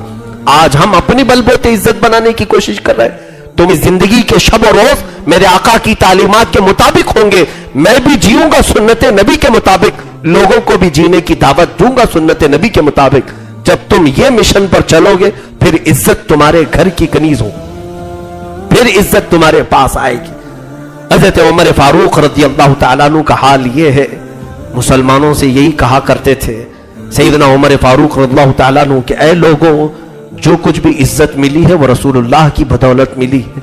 जब आप खलीफा बने हजरत अबू बकर सिद्दीक के बाद, आपको लोगों ने खड़ा किया मिंबर पर, तो सबसे पहला जो खुतबा आपने दिया वो यही कहा कि ऐ लोगों, उमर के पास अपना कुछ नहीं है, मुझसे पहले जो गुजर चुके रसूल पाक सल्लल्लाहु अलैहि वसल्लम और हजरत अबू बकर, उन्हीं का सारा तरीका है। मैं कसम खाकर कहता हूं, जिस चीज का भी तुम्हें मैं हुक्म दूंगा, इन्हीं दो लोगों के अहकाम में से हुक्म दूंगा। ये नहीं कि मैं अपना एक सिस्टम चलाऊंगा, मैं एक अपनी रियाया चलाऊंगा। हजरत उमर फारूक रज़ियल्लाहु तआला अन्हु मिंबर रसूल पर खड़े हैं। इमाम हुसैन रज़ियल्लाहु तआला अन्हु छोटी उम्र में थे, आए मस्जिद नबवी में, अंदर दाखिल हुए। हजरत उमर फारूक खुतबा दे रहे थे, बुलंद आवाज से इमाम हुसैन ने कहा, ऐ उमर, मेरे नाना के मिंबर से उतर जाओ, ये मेरे बाप का मिंबर है। हुजूर को वो अब्बा कहते थे, हुजूर ने भी उनको बेटा कहा है, क्योंकि हुजूर की औलाद भी हसनैन करीमैन से ही चली है। कहा ये मेरे बाप का मिंबर है। हजरत उमर बीच खुतबे में उतर आए, ये नहीं कि जुम्मा का खुतबा कंप्लीट कर लूं, खुतबा छोड़ दिया और नीचे आ गए। इमाम हुसैन की उम्र उस वक्त 9 साल की थी या 8 साल की थी, जितनी भी रही हो। आप नीचे आए, हजरत उमर फारूक रज़ियल्लाहु तआला अन्हु नीचे घुटनों के बल बैठ गए। इमाम हुसैन के दोनों कंधों को पकड़ा और कहा, सच कहा शहजादे आपने, ये मिंबर तुम्हारे बाप का है, तुम्हारे नाना का है। हजरत हुसैन ने कहा कि उतरो मेरे बाप के मिंबर से और अपने बाप के मिंबर पर जाओ। हजरत उमर ने कहा, मेरे बाप का कोई मिंबर नहीं, हमें जो मिंबर मिला है वो तुम्हारे नाना की वजह से मिला है, वो तुम्हारे घर से मिला है, हमारा अपना कोई मिंबर नहीं। तब इमाम हुसैन ने कहा, अच्छा तुम्हारा कोई मिंबर नहीं, मेरे बाप की मिंबर से बोलना है, फिर बोलो। हजरत उमर फिर खड़े हो गए। ये बताना था लोगों को कि ऐ लोगों, इज्जत जो कुछ भी है वो रसूल के घर से है, यहां से रिश्ते मजबूत रखो, यहां से अपनी इज्जतें तुम्हारी कायनात में छा जाएंगी, और इस घर को छोड़ करके तुम्हारी कोई इज्जत नहीं है। आज जो लोग सोच रहे हैं कि मैं नाम छुपा दूं, आइडेंटिटी छुपा दूं, शनाख्त छुपा दूं, ताकि लोग मेरी इज्जत करने लग जाएं, और मारे जाओगे और खत्म किए जाओगे। हुजूर पाक सल्लल्लाहु तआला अलैहि वसल्लम की निस्बत से ही हजरत उमर के पूरे आमाल थे। देखें आप, बैतुल मुक़द्दस जब फतह हुआ तब क्या हालात थे। सैयदना उमर इब्न खत्ताब रज़ियल्लाहु तआला अन्हु को अबू उबैदा बिन जर्राह रज़ियल्लाहु तआला अन्हु खबर देते हैं कि आप तशरीफ लाए बैतुल मुक़द्दस में, आपके जरिए से नमाज शुरू होगी। हजरत उमर चल पड़े अपने गुलाम को लेकर के, और वो भी क्या शान है अमीरुल मोमिनीन की, अदल, मसावात, इंसाफ में ऐसा कोई करके दिखाए हमें। हजरत उमर के साथ एक सवारी है, एक घोड़ा या एक खच्चर। अपने गुलाम से कहते हैं, सफर लंबा है, तुम साथ में रहोगे ये जरूरी भी है, लेकिन हम दोनों आपस में एक बात तय कर लेते हैं, 1 मील मैं बैठूंगा, 1 मील तुम बैठोगे।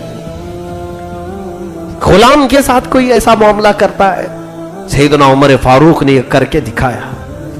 اور 1 میل آپ گھوڑے پر سوار ہوتے، ان کا غلام رسی پکڑ کر کے چلتا، 1 میل ہوتے ہی آپ اتر جاتے اور غلام سے کہتے اب تو بیٹھ، میں رسی پکڑ کے چلتا ہوں، کیونکہ خدا کا خوف بھی اتنا دل میں تھا۔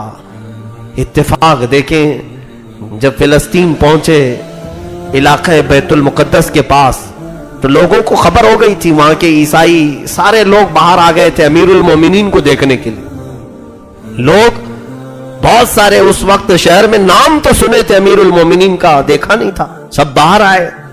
اتفاق ایسا کہ اس وقت گھوڑے پر سوار ہونے کی باری غلام کی تھی، غلام بیٹھا ہوا تھا اور آپ رسی پکڑ کے چل رہے تھے۔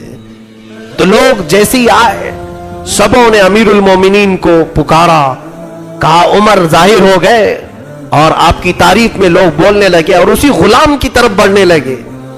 سارے لوگ، دیکھا نہیں تھا۔ پیچھے سے ایک صحابی نے، حضرت غالباً ابو عبیدہ نے پکار کر کے کہا ہے لوگوں، وہ امیر المومنین نہیں جو گھوڑے پر بیٹھا ہے، امیر المومنین تو رسی پکڑ کر کے آ رہا ہے۔ لوگوں نے کہا کیا امیر المومنین غلام کی رسی پکڑ کے بھی آتے ہیں؟ کہا یہ ایمان والوں کا امیر ہے، اس نے عدل سے پوری دنیا کو بھر دیا ہے۔ حضرت عمر فاروق رضی اللہ تعالیٰ عنہ کو اس وقت جب یہ پکارا گیا امیر المومنین، آپ کی عزت بلند ہو، آپ کی عزت بلند ہو، جیسے نعرے لگتے ہیں، آپ رونے لگ گئے، سارے لوگوں کو جمع کیا اور ایک اونچے ٹیلے پر کھڑے ہو گئے، کہا اے لوگوں آؤ، میں اپنی حقیقت تمہیں آج بتا دیتا ہوں، مجھے آج تم لوگ اس حالت میں دیکھ رہے ہو، آؤ میں آج تمہیں اپنی حقیقت بتا دیتا ہوں۔ یہ اس وقت کی بات ہے جب عمر فاروق کی حکومت جانتے 36 لاکھ مربع کلومیٹر پر تھی، 36 لاکھ اسکوائر کلومیٹر پر تنہا مالک تھے آپ کا روب و دبدبہ چلتا تھا، آپ کے احکام نافذ ہوتے تھے۔ 36 لاکھ اسکوائر کلومیٹر معمولی بات نہیں، کئی ملک اس کے اندر آتے تھے عرب کے۔ اس وقت حضرت امیر المومنین عمر ابن خطاب رو رہے ہیں اور لوگوں کو جمع کر کے کہتے ہیں سنو میری تاریخ، تم سننا چاہتے ہو میں بتاتا ہوں اپنے آپ کو۔ کہا کہ سنو، میں وہی عمر ہوں خطاب کا بیٹا، میں وہی عمر ہوں خطاب کا بیٹا جس کو بچپن میں میرا باپ بکریاں چرانے کے لیے بھیجتا تھا اور میں 2 بکریاں صحیح سنبھال نہیں پاتا، اونٹ کہا بکریاں کہا کبھی ایک بکری ادھر چلی جاتی تھی، کبھی ایک بکری ادھر چلی جاتی تھی۔ بکریوں کو ہم نے بھی دیکھا ہے، جلدی ہاتھ میں آتی نہیں، قربانی کے موقع پر بھاگ جاتے ہیں۔ حضرت عمر کہتے ہیں مجھ سے بکریاں نہیں سنبھلی جاتی تو میرے باپ خطاب مجھے اتنا مارتے تھے، کہا کہ میں نے دنیا میں میرے باپ سے زیادہ سخت دل آدمی کسی کو دیکھا ہی نہیں۔ خطاب بہت سخت دل، وہ لکڑیوں سے مارتے، ہر چیز سے مجھے مارتے تھے۔ خطاب حضرت عمر کو مارتے تھے، باپ بیٹے کو کیوں بکریاں نہیں سنبھال پاتا، 2 بکریوں کو صحیح لائن میں نہیں لگا پاتا۔ حضرت عمر رونے لگے، اے لوگوں، آج لاکھوں مسلمانوں کو عمر تنہا ہانک رہا ہے، یہ رسول اللہ کی برکت ہے۔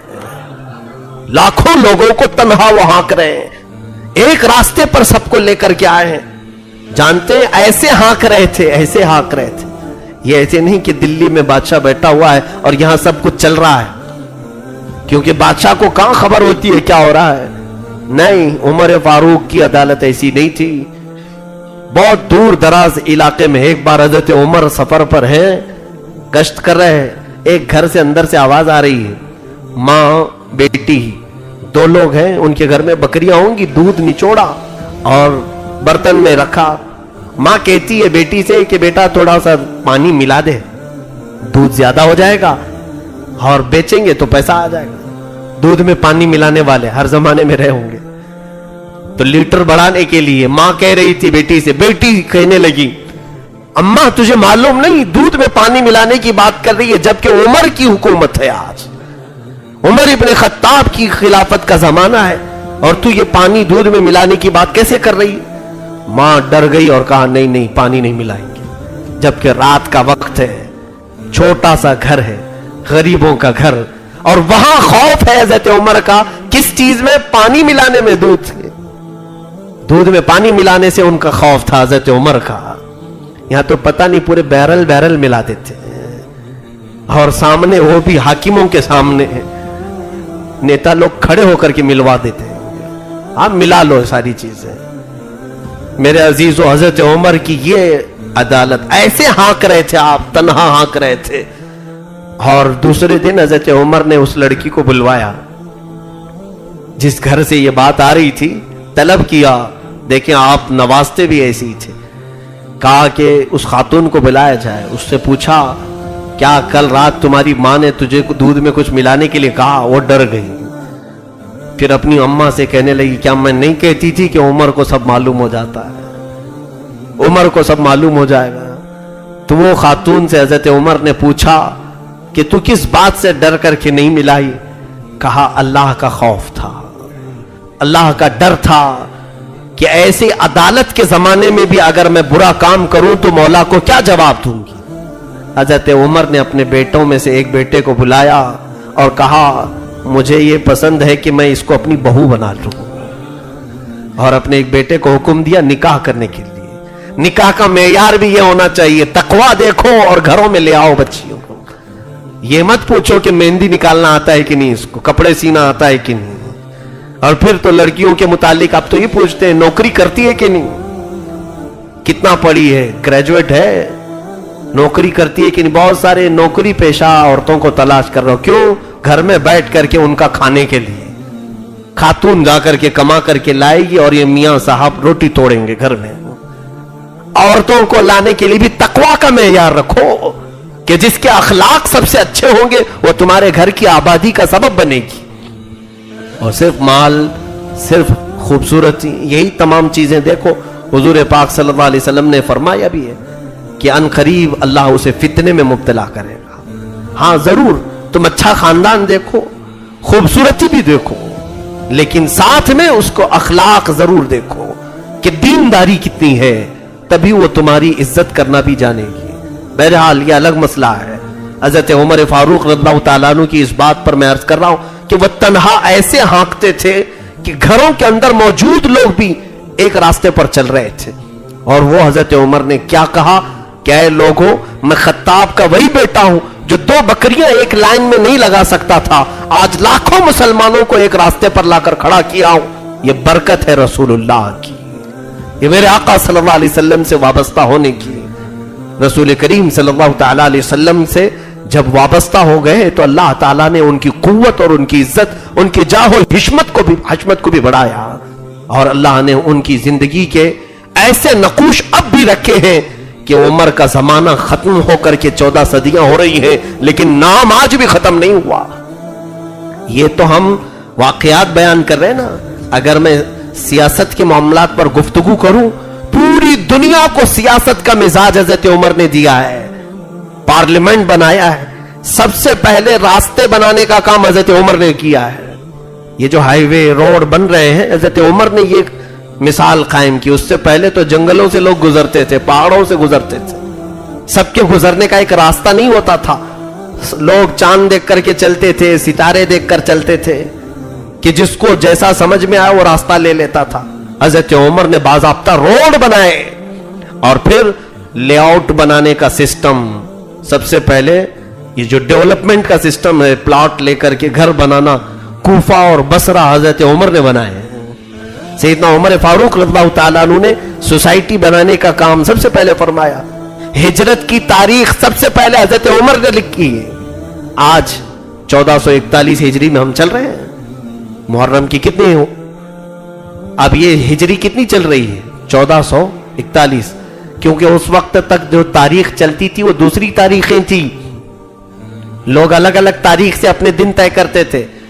یہ عیسوی جو تاریخ چل رہی ہے، جو آج 2019 جو چل رہا ہے، یہ عیسوی اس کو کہتے ہیں، یہ تو پہلے سے تھی، لیکن حضرت عمر نے کہا کہ ہمارے اسلام کی اپنی ایک الگ تاریخ ہونا چاہیے۔ تو لوگوں نے پوچھا کہ کس دن سے شروع کریں؟ حضرت عمر نے کہا جس دن رسول اللہ ہجرت کر کے آئے اسی دن سے تاریخ ہو، اسی لیے اس کو ہجری کہا جاتا ہے، ہجرت کی تاریخ ہے یہ حضرت عمر نے شروع کی، اولیات عمر میں ہیں یہ سارے کام۔ اور پھر سیدنا عمر فاروق رضی اللہ تعالیٰ عنہ نے بہت سارے ایسے بیت المال سے وظیفے جاری کیے، बूढ़ों को जो रिटायरमेंट पेंशन है, ये हजरत उमर का शुरू किया हुआ काम।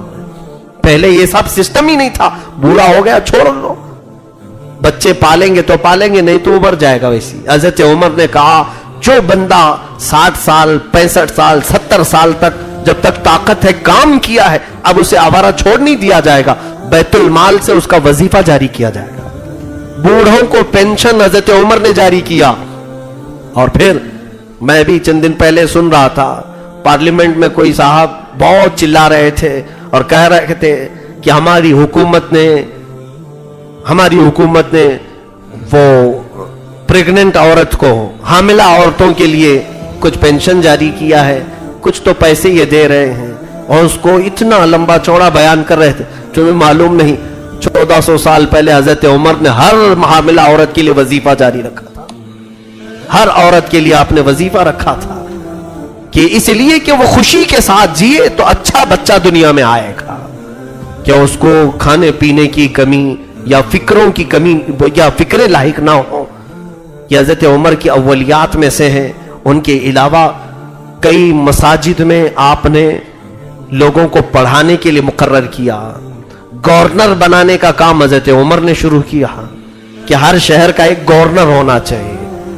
ये जो आज गवर्नर बनाए जाते हैं हजरत उमर के शुरुआत में से है। और उसके अलावा हजरत उमर फारूक रज़ियल्लाहु ताला अन्हु ने सबसे पहले इस्लामी सिक्का जारी किया। हमारी अपनी करेंसी थी, ऐसा नहीं कि हम दूसरों के पैसों पर जी रहे थे, क्योंकि इस्लाम को एक पूरी का पूरा एक निजाम बना करके हजरत उमर ने पेश किया। जब हमारी अपनी सल्तनत है, अपनी एक शान है, तो हजरत उमर ने अपना सिक्का जारी किया, इस्लामी सिक्का। और वो सोने का सिक्का होता था, चांदी का सिक्का होता था, दिरहम और दीनार। और उस पर जो आपने नक्श सबत किया था, तो बाज रिवायत में है कि हुजूर पाक सल्लल्लाहु अलैहि वसल्लम का नाम मुबारक आपने लिखा था और ये सिक्के चला है। मेरे अजीजों, यहां सिक्कों की बात आई है तो मैं कहता हूं कि इस्लाम ने करेंसी का जो मेयार दिया है वो वैल्यूएबल करेंसी थी, यानी सोने के सिक्के और चांदी के सिक्के। और दुनिया ने आज तुम्हारे से सब छीन लिया, कागज के नोट पकड़ा दिए, लाल पीले हरे नीले नोट आ गए। इनकी अपनी क्या वैल्यू है? जिस दिन रात के 9 बजे साहब कह दे बंद हो गई तो ये नोट कचरे के भाव में भी नहीं जाएगी, आप बदल लो जल्दी से, नहीं तो ये कचरा हो जाएगी। इसकी अपनी वैल्यू नहीं। लेकिन इस्लाम का मिजाज ये है कि जो करेंसी दी गई थी वो सोने के थे और चांदी के थे।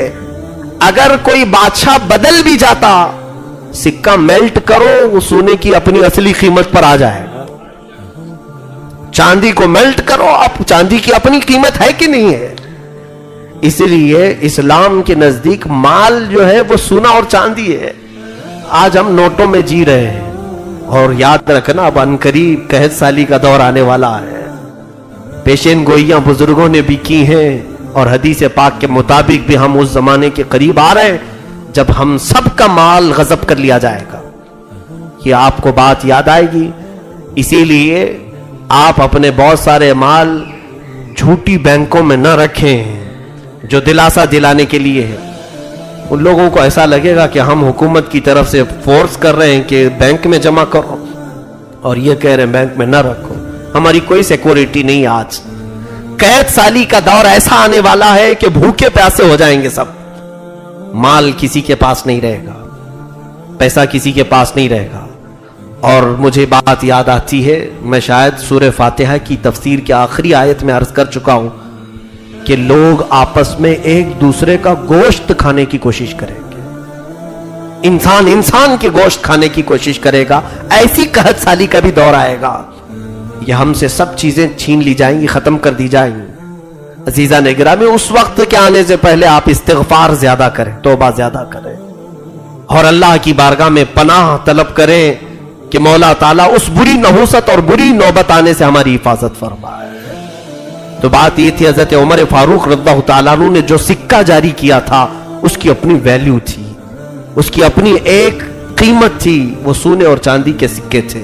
रोड आपने बनाए, बैतुल माल महफूज किया, और मुसलमानों में गवर्नर मुकर्रर किए, और उसके अलावा बाज़ाब्ता लोगों की तनख्वाहें बनाई, बूढ़ों का पेंशन जारी किया, حاملاؤں کو وظیفہ جاری کیا، بہت سارے کام کرنے والوں کو ان کے ہنر اور ان کے فن کو دیکھ کر حکومت کی طرف سے انہیں کام دیا گیا۔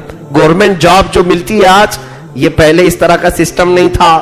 گورنمنٹ جاب دینے کا یہ بھی حضرت عمر کا شروع کیا ہوا کام ہے۔ لوگوں کو اختیار تھا اپنے اپنے کام کرو، لیکن حضرت عمر نے کہا جس کے پاس جو فن ہے وہ دکھائے اور اسے بیت المال سے، حکومت کی طرف سے الگ سے وظیفہ دیا جائے گا۔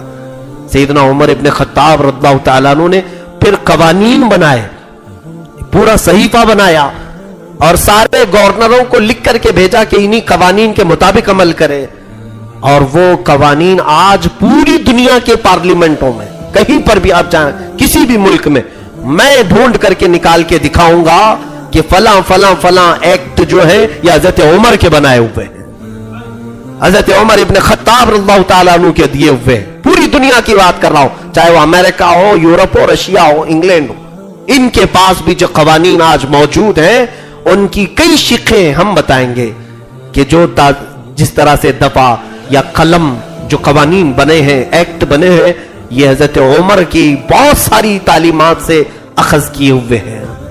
سیدنا عمر فاروق کے اتنے بڑے کام اندازہ کرو، پھر حاصل یہ نکلتا ہے کہ وہ عمر تنہا صرف ایک صحابی بن کر مدینے نہیں چلائے، بلکہ 14 صدیوں بعد بھی آج پوری دنیا ان کی تعلیمات سے روشناس ہے، ان کی تعلیمات سے فیض پا رہی ہے۔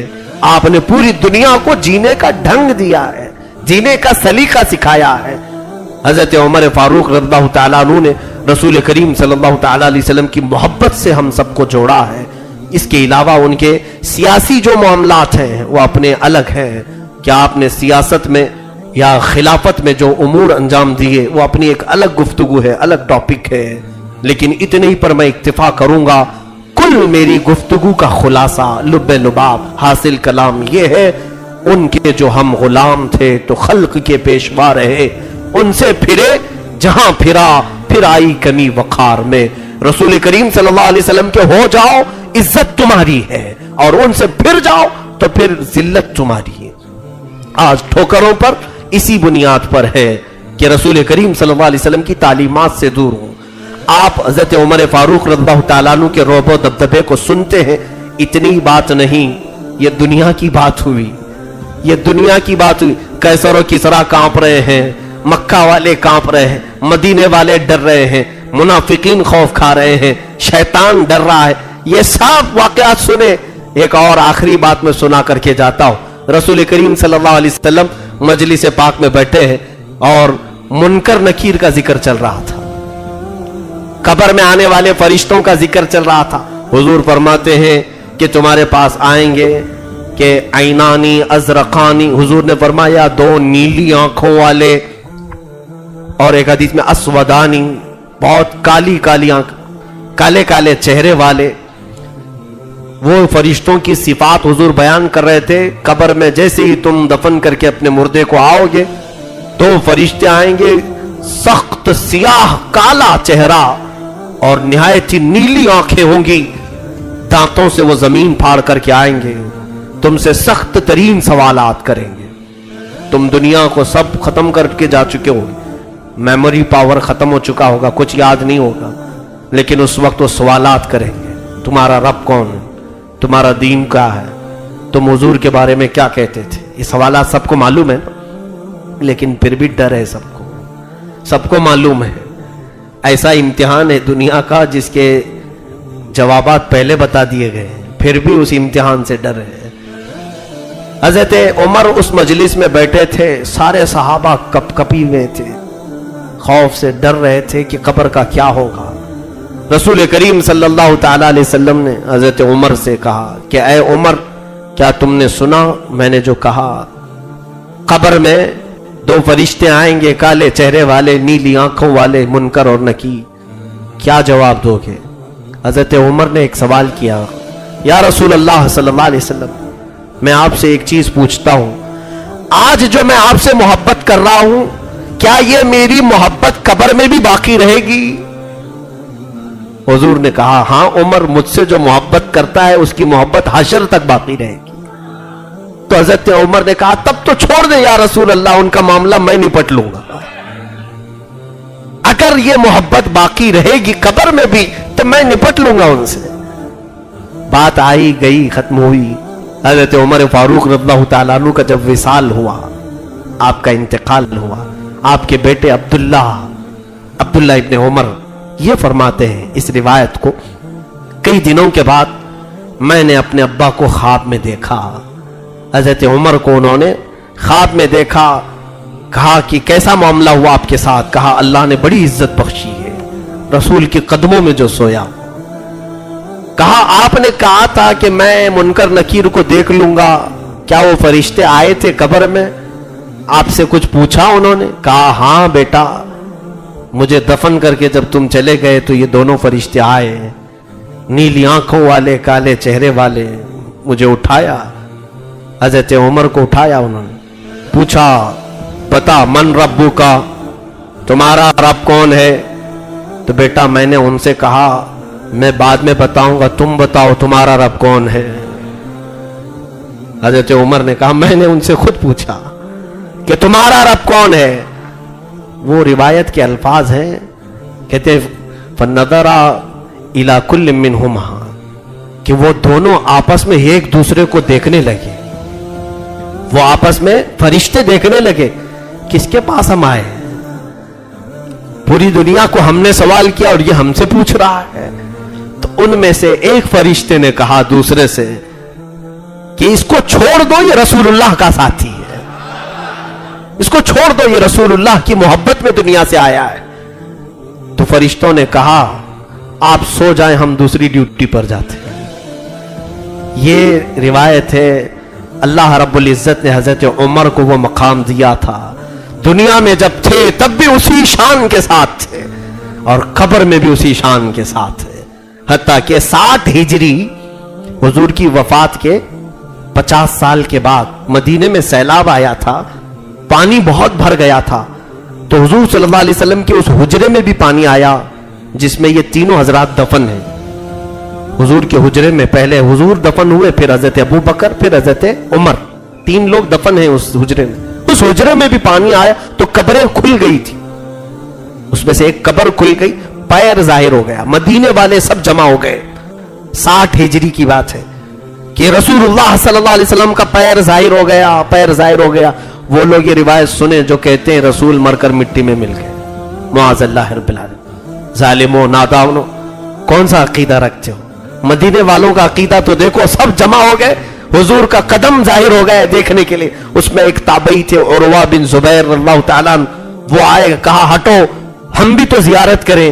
جب وہ قدم ظاہر تھا دیکھا, کہا واللہ ان ھذا لقدم عمر ما قدم رسول اللہ صلی اللہ علیہ وسلم, قسم خدا کی یہ رسول اللہ کا قدم نہیں ہے, میں جانتا ہوں یہ عمر بن خطاب کا قدم ہے. یہ حضور کا قدم ظاہر نہیں ہوا لوگوں, یہ عمر بن خطاب کا قدم ہے. اللہ اکبر. ان کے غلاموں کا قدم کا حال یہ ہے, آقا کا حال کیا ہوگا؟